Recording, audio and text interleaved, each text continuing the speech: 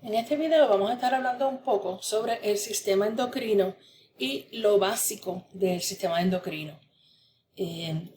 Podemos ver aquí en este diagrama que las glándulas endocrinas van a estar localizadas a lo largo de todo su cuerpo.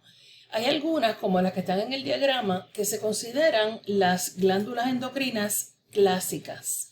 Tenemos aquí, por ejemplo, el hipotálamo, la pituitaria. Ahí dice tálamo, pero en realidad debería ser hipotálamo. Tiene también la glándula pineal, tiene la tiroide, el timo. La parte posterior de la tiroide va a tener las paratiroides también. Tiene las glándulas adrenales, el páncreas y las gónadas, ya sea ovario o testículo. Hay otros tejidos que producen hormonas, que producen el material del sistema endocrino. Por ejemplo, en el intestino, ay Dios, no voy a seguir moviendo esto, en el intestino y en el estómago hay tejidos y hay células específicas que producen una serie de hormonas que actúan localmente. O sea que la definición de hormona, pues ahí no va a estar directamente yendo a la sangre, sino que va al líquido intersticial y entonces afecta a las células cercanas, sería paracrina. Pero sigue siendo una secreción sin ductos, por lo tanto es parte del sistema endocrino también. En este diagrama, en esta plantilla, le está comparando el sistema endocrino con el sistema exocrino, las glándulas de ambos sistemas. Y podemos decir que las glándulas exocrinas son las que pueden tener ductos que van a llevar la secreción a una mucosa, ya sea del tracto intestinal, por ejemplo, un tejido interno o unos efectos, o sea, que la llevan fuera del cuerpo. La cuestión es que hay un ducto que va a llevar esas secreciones a una superficie. La superficie puede ser externa, puede ser interna. En el caso de las glándulas endocrinas no hay ductos. Sí, lo que hay es una serie de capilares que van a estar asociados a las glándulas, porque la mayor parte de estas secreciones van a viajar por la sangre a su destino, a su tejido target, su tejido diana. Así que se consideran unas secreciones que no necesitan ductos y que, aunque pueden usar la sangre, también pueden viajar en algunos fluidos del cuerpo como líquido intersticial, líquido extracelular. Hay algunos tejidos que en realidad como que no es fácil clasificarlos. Por ejemplo, en el hígado, los hepatocitos liberan hormonas y también libera sales biliares hacia ductos. Va a liberar albúmina y algunos otros factores de coagulación que no son hormonas, pero van a la sangre. O sea que la definición pues tiene sus excepciones, como siempre pasa. En términos de su clasificación química, hay 4 tipos de hormonas. Hoy definitivamente que estoy teniendo problemas con el control de tamaño aquí. Estos 4 tipos de hormonas se pueden diferenciar por su estructura química, donde tenemos los aminos, que son aminoácidos que tienen unos grupos modificados. Por ejemplo, la norepinefrina entra en ese grupo. Puede también ser una hormona peptídica donde hay unas cadenas cortas de aminoácidos que están unidos. Puede ser también de tipo proteína, donde ya tenemos una estructura más compleja, donde puede haber grupos donde hay unas cadenas largas y entonces puede haber una estructura cuaternaria. Por ejemplo, en el caso de la peptídica tenemos la oxitocina y en el caso de la proteína pues tenemos la hormona de crecimiento. Estas 3 son tipos de proteína de menos o más complejidad.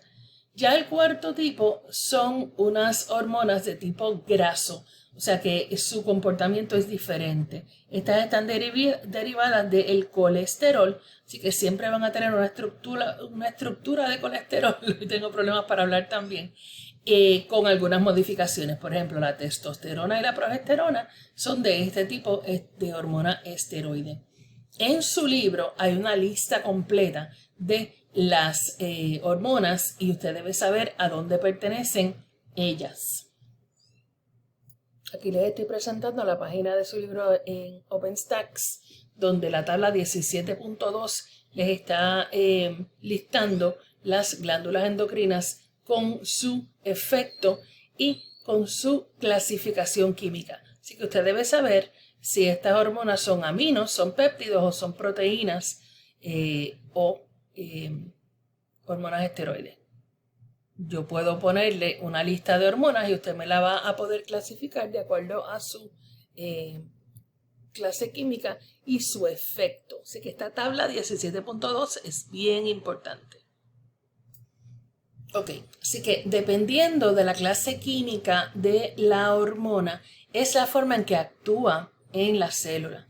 Por ejemplo, una hormona que es lípido soluble, que es capaz de estar en solución en un ambiente soluble, pues también va a ser capaz de entrar a la célula porque puede ser capaz de pasar por la membrana, que es de fosfolípidos. Así que estas hormonas que son de tipo lípido y esas son las esteroides que acabamos de discutir, van a encontrar el receptor en el citoplasma y forman aquí un complejo hormona-receptor. Entonces ese complejo hormona-receptor va a entrar al núcleo y aquí va a generar transcripción de unos genes en particular. O sea que estas hormonas esteroides tienen la capacidad de alterar la transcripción genética.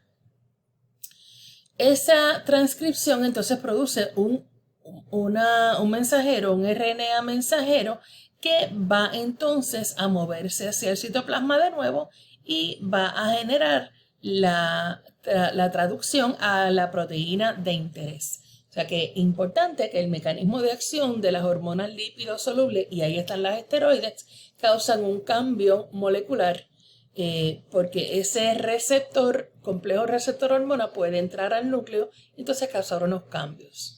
Por otro lado, las hormonas que son solubles en agua, y esas incluyen las otras tres clases, tienen receptores que están en la membrana porque no son capaces de entrar ahí. Así que aquí lo que va a suceder es que estas hormonas tienden a trabajar por un mecanismo de segundos mensajeros. Así que no se pueden difundir a la membrana celular, se van a unir a un receptor que está en la membrana. Entonces ese receptor inicia una serie de cambios que incluyen una proteína G, ciclasa adenilato, ATP, cyclic AMP y entonces sinasas. O sea que es un sistema de segundo mensajero donde fíjense que si acaso hay algún tipo de transcripción es indirecta, ¿okay? Y es porque las sinasas van a fosforilar proteínas que están en el citoplasma y eso las activa o las desactiva. Aquí no hay inducción de ningún cambio en el núcleo, en el DNA, sino que va a haber un cambio en las proteínas que ya han sido producidas.